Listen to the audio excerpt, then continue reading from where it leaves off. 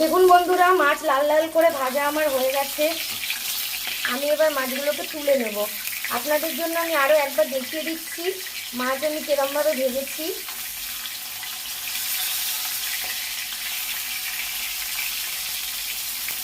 এটা নিয়মেই আছে, ভাজা মাছ নিয়ে বেশি কারুকার্য করলে মাছ ভেঙে যায়।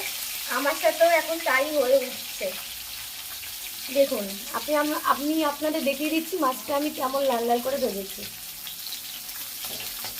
এবার আমি একে একে মাছগুলো সব তুলে নেব।